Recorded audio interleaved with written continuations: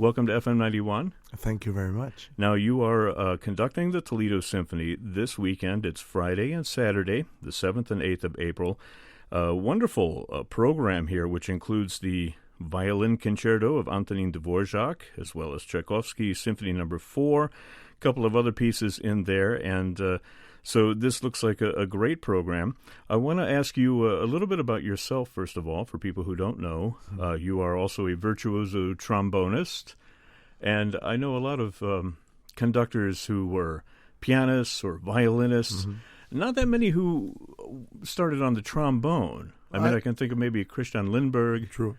Yeah. You're kind of a small circle of conductors who play the trombone. Well, it's funny because I started playing trombone in the municipal band where I lived in Montreal.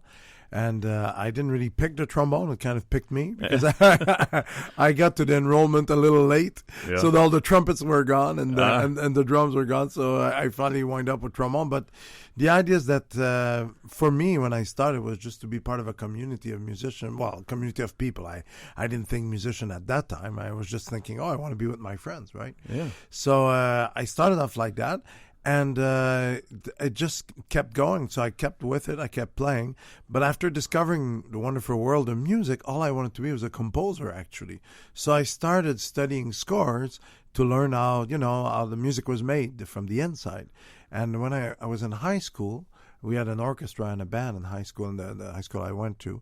And the conductor, he saw me with the score, and he said, "Oh, you want to come and conduct?" And I was too shy to say, "No, I want to be a composer." So I said, "Okay." So I started conducting when I was about 15 every week. So I played trombone in the orchestra, and I conducted a little bit, and then a little bit more, and then a little bit more. Yeah. And finally, never became a composer. Well, it sounds like not only did the trombone choose you, it sounds like conducting chose you as well. Well, it's I think there's part of the qualities that you have that are musical, of course, but there's other qualities like, if you like to bring people together, if you like to share, with many different kind of people, the music that you make, or, whatever is happening around you, those are qualities that go into conductor too, and organizing things, making sure things happen. I mean, there's more to it than just music, and I think all these other things, I also add them in me. So that it really, actually, I feel very comfortable doing that job. Yeah. Let me ask you, as a conductor standing in front of a symphony orchestra now, of course, we all know Richard Strauss's advice to conductors to never encourage the brass. True. You being a brass player, do you follow that edict? Or? Honestly, yes.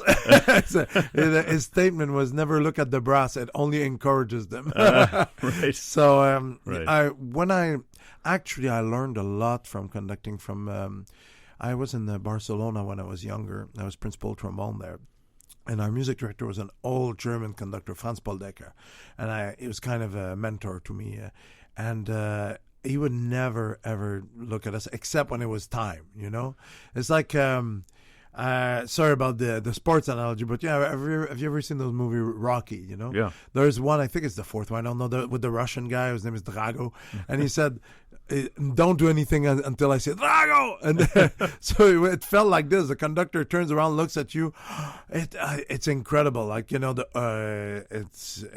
world ends at that moment because then you play like with everything you've got. But the rest of the time you leave them alone.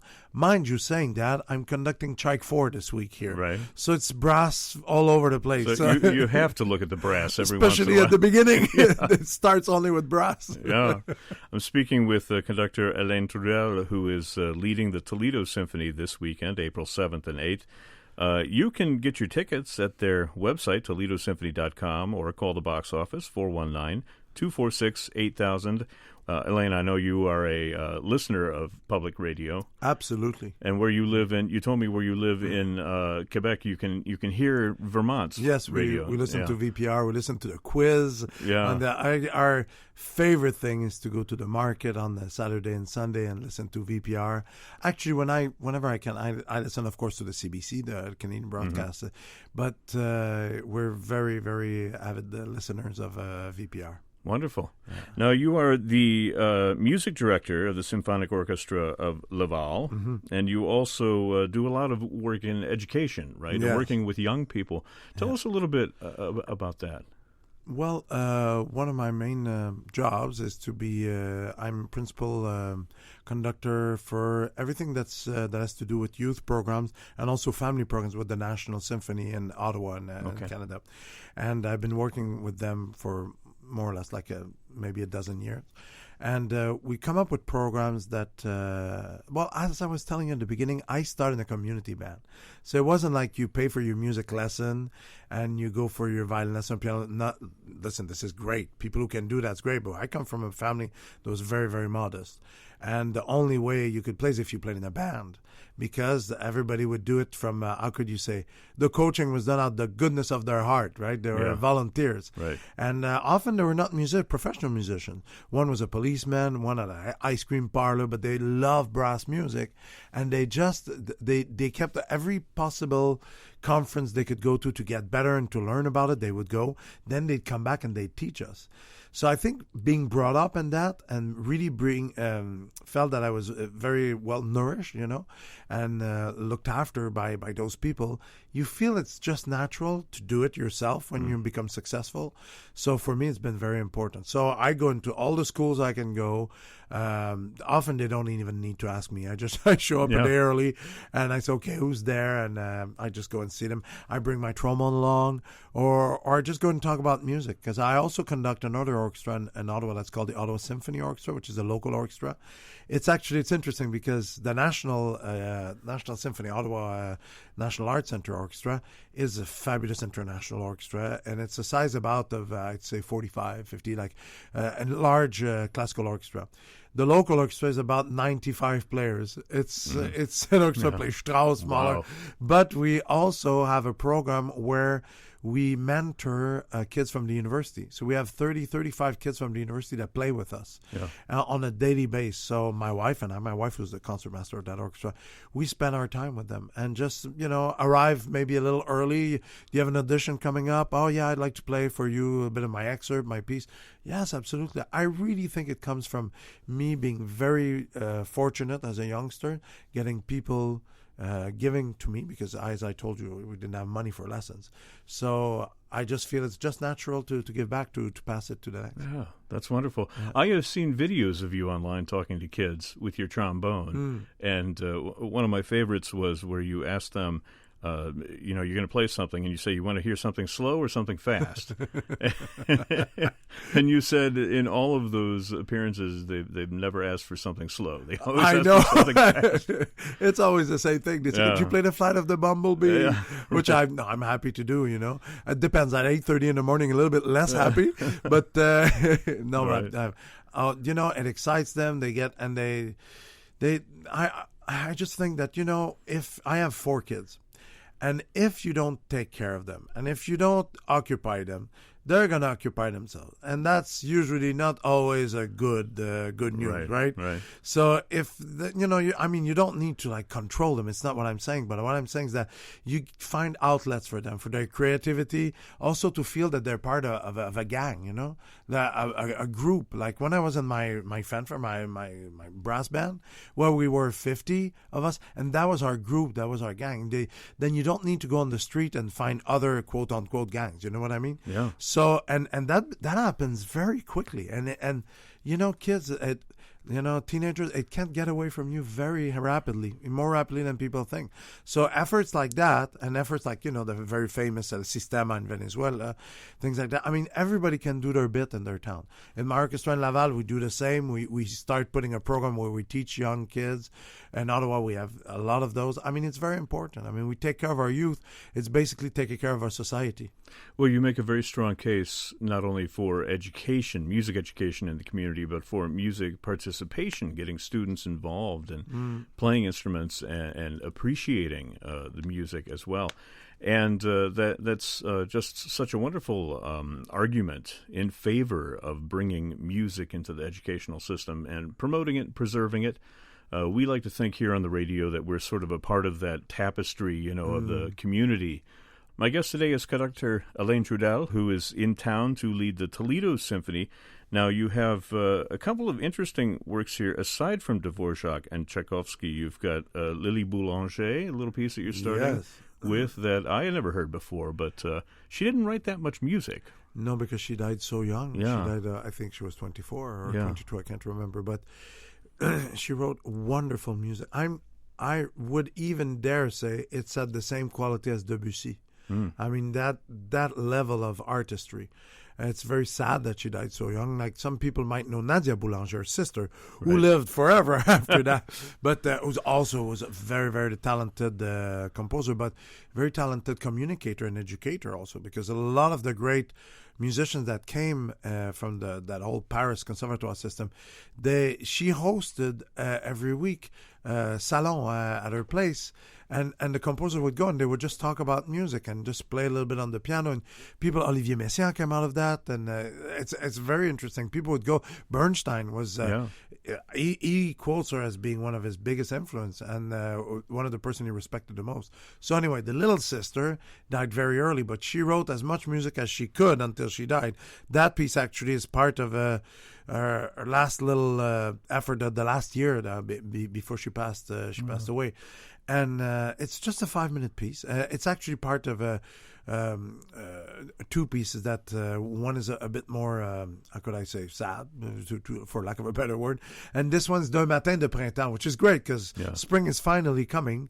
Actually, I'd like to congratulate you here for having spring, because I left Montreal and there wasn't much spring. So well, we're still kind of waiting for real spring to take hold. But I witnessed grass. I saw there was grass outside. Okay. So In Montreal, that's spring right there. Oh, yeah, exactly. It doesn't matter what color it is. Yeah.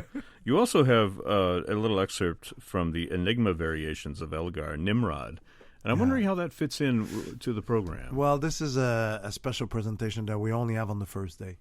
It's to honor one of our board members. I see.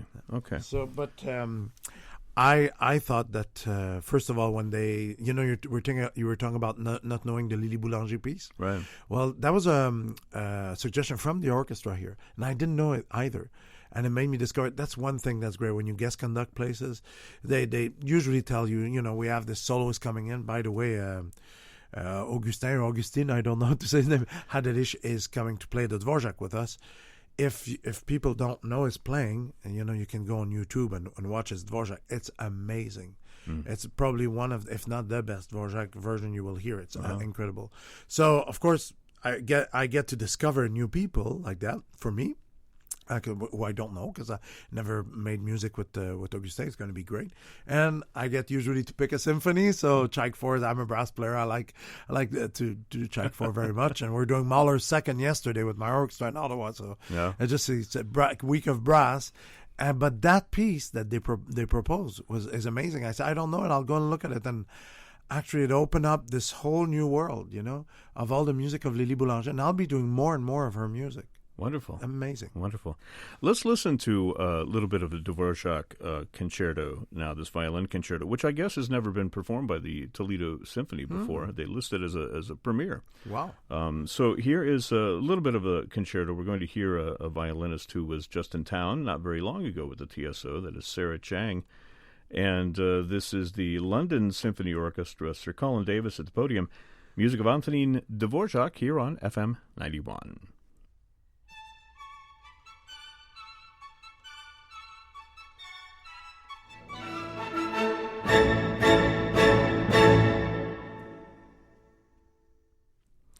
The third and final movement from the Violin Concerto by Antonin Dvorak. We heard Sarah Chang, the violinist, along with the London Symphony Orchestra, directed by Sir Colin Davis, here on FM 91. I'm Brad Cresswell with you on this Wednesday afternoon, speaking with the conductor Alain Trudel, who is leading the Toledo Symphony this weekend, including that violin concerto from the violinist Augustin Haderlich. We're still trying to figure out how to pronounce his name, but you told me you have rehearsal with him later, so you can ask him and get back to me on that. You bet. He's performing along with the symphony, but you also are bringing along with you this very brassy Fourth Symphony of Tchaikovsky, and it's something you've played before, I assume. Yes, many times actually. Tchaikovsky, as you know, wrote, actually, you might not know, wrote 7 symphonies. Yeah? Because everybody knows he wrote 6, right? Okay, do tell. Yeah, it's for a new NPR quiz, right? Okay. That 7th symphony, actually, he didn't really thought it was successful, and he decided to make the piano concerto number 2 and 3 out of that music, which people don't know as well, of course, as the first piano concerto. So I don't know if it was successful with the piano as well. But anyway, out of the 6 symphonies that we know, the last 3, they're kind of a triptych, and they're the triptych of faith. And that's how he called it. So it all fatum in Russian, and he kept coming back to this idea of a leitmotif idea, and leitmotif being a little short excerpt of music that comes back in different places to remind you of an idea. So very much like Wagner, for example, in The Ring, where somebody would have a little bit of music that would be associated to each of the characters that would come back. So that's kind of leitmotif. That's what it is. And the one in this is very like Beethoven Fifth, pa pa pa pa. Right. It comes back. Okay, that's faith. Some people say knocking on the door. I think it's a bit simplistic, but anyway. and in Tchaikovsky Fourth, you hear dum da da dum dum dum da da dum dum dum dum da dum, and that's it starts, and it has to do with this incredible sensitivity that Tchaikovsky had, and sensitivity to what other people thought of him also, and sensitivity that he had towards his friend. And he was very, very moved by a sponsor I said not a sponsor, I would say a benefactor, Madame von Meck, who said, I really believe in you, and I would like you just to write. And but they never actually had contact together. Huh? They would go in the same villa. They would spend the same time, but in different either different time or different places in the same villa. Very strange relationship. Very strange relationship, And this is the big symphony that's dedicated to her, to my friend von Meck, and it's the beginning of this very, very dramatic. And we're talking about at the height of romantic music, where we talk about our feelings all the time, and who we are, and he wears it on his sleeves, and he's like, this is I'm hurting, please everybody, you can see. And that's kind of always it joins us in a way, because one person's experience, if it's that personal, well, it joins us in a way that we also have our own, of course, very personal experiences. But sometimes it would be more like something that has more control, like maybe in Beethoven. It's a very, of course, personal, but at the same time, it's not restrained a little bit, but it doesn't, you don't wear your heart on, how do you say in English? Your heart on your sleeve. Yeah. But in Tchaikovsky, there's no control, no limit. It's just like romantic. And that's what's great about it, because sometimes we're a bit scared to, if we lived our life like that, it would be very, very difficult to live our lives. Like they would be very tiring all day long. Yeah. Well, some people do live their lives. But it's one of the reasons why you go see a play or a movie, right? Right. Because it's not really something you would do in your life. And to see somebody like that expressive, overly expressive, and you sit in the hall and you say, oh, wow. And it comes and gets a part of you that would like to do that, Mm-hmm. and you can live it by procuration a little bit. So, and when you were mentioning about there's nothing like listening to live symphony music, that piece especially, there's nothing. You cannot put a CD, even if you put like headphones that are like the best headphones that you can buy, and put your sound system really high. Nothing compares to the sheer physical, impression you're gonna get when it starts. It's not just goosebumps. It really sets you're back in your seat and you go, oh my God, what's happening? Yeah. Well, now that you've said all that, I'd like to play a recording Good. of a little bit of Tchaikovsky Symphony Number 4. I guess, folks at home could maybe turn up their stereos and just imagine that they're, getting ready to go to the Peristyle. But this is a recording from the Symphonic Orchestra of Montreal, Chant du Trois, conducting. Here now is the 4th movement from the Symphony Number 4, music of Pyotr Tchaikovsky on Afternoon Classics.